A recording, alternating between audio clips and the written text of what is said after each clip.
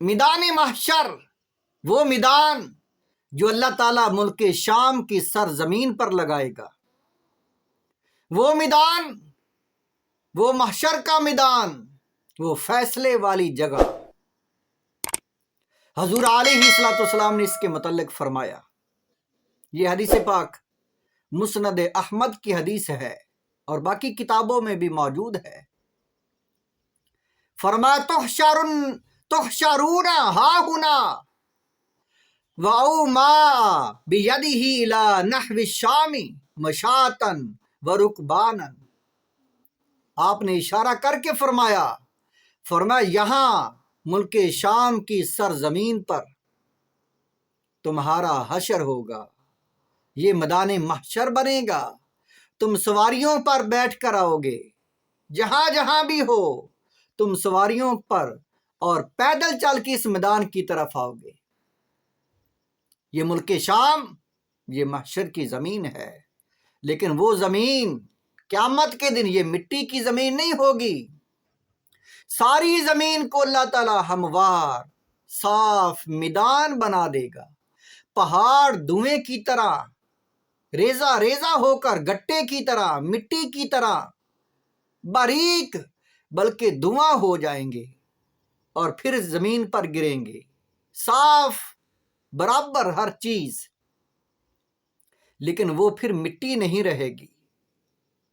حضور علیہ الصلوۃ والسلام آپ نے فرمایا ایسی صاف زمین کہ اگر کنارے پر رائی کا دانہ گر جائے تو دوسرے کنارے سے دکھائی دے۔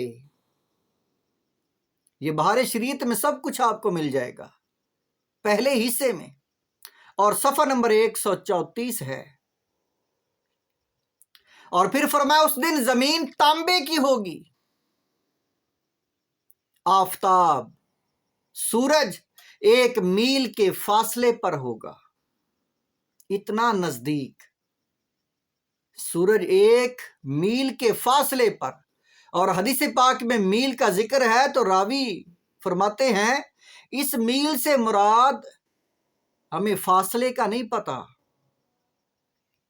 اس میل سے مراد سرمے کی سلائی بھی ہو سکتی ہے، اور اگر فاصلہ بھی ہو تو فاصلہ 1 میل کا صرف۔ اب سورج کہاں ہے، کتنی دور ہے؟ اور حدیث پاک میں یہ ہے کہ اس کی جو ہے پشت کمر زمین کی طرف ہے، سورج کا چہرہ زمین کی طرف نہیں ہے۔ اس کے باوجود اتنی تپش ہے، اتنی حرارت ہے۔ اس وقت تانبے کی زمین اور سورج جو ہے 1 میل کے فاصلے پر، کیا حالت ہوگی اس وقت؟ حضور علیہ الصلوۃ والسلام آپ نے فرمایا اس وقت تپش کی وجہ سے پسینے کی کثرت ایسی ہوگی کہ 70 گز زمین میں جذب ہو جائے گا، اتنا پسینہ نکلے گا، ایسی حالت ہوگی بندوں کی، 70 گز زمین میں نیچے گرتا جائے گا۔ یعنی اگر یہ زمین کا حساب لگایا جائے، یہ جس پر اب ہم چل رہے ہیں، اور پھر فرمایا بعض جو ہیں اس سے بھی زیادہ پسینہ جو ہے ان کی ٹخنوں تک آئے گا، اور بعض کا جو ہے گھٹنوں تک آ جائے گا، بعض کا کمر تک، بعض کا سینے تک، اور کافر مشرک جو ہے بعض کا ان کا گلے تک۔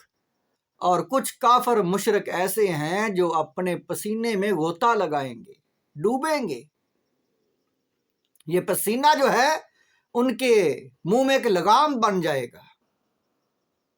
اور گرمی کی حالت یہ ہوگی کہ پیاس کی وجہ سے لوگوں کی زبانیں سوکھ کر کانٹا ہو جائیں گی، سوکھ جائیں گی، اور تکلیف میں اس طرح انسان مبتلا ہو جائے گا، اتنی تکلیف ہوگی اپنے اپنے گناہوں کے اعتبار سے۔ فرمایا جو انسان بخیل، کنجوس، سونے چاندی کی زکوٰۃ تک بھی نہیں دیتے تھے، ایسے انسان اپنی جائیداد، سونا چاندی کو وہ پائیں گے کہ یہ وہی ہے، لیکن وہ سونا چاندی ان کو تکلیف دے گا، ان کو پگھلا کر گرم کر کے ان پر جسموں پر لگایا جائے گا، داغ لگائے جائیں گے، ان کے جسموں کو جلایا جائے گا، اور جو اپنے جانوروں کی زکوٰۃ نہیں دیتے تھے، جانوروں کی جو انسان زکوٰۃ نہیں دیتے تھے، وہ جانوروں کو دیکھیں گے، وہ جانور ان کو روندیں گے، وہ ان کے پاؤں کے نیچے آئیں گے اور جانور ان کو ماریں گے، مار مار کر ان کو جو ہے ان کی پسلیاں ٹوٹ جائیں گی۔ یہ منظر ان کے ساتھ اسی طرح گزرتا جائے گا، اس حالت میں رہیں گے جتنی دیر تک حساب ختم نہیں ہو جاتا۔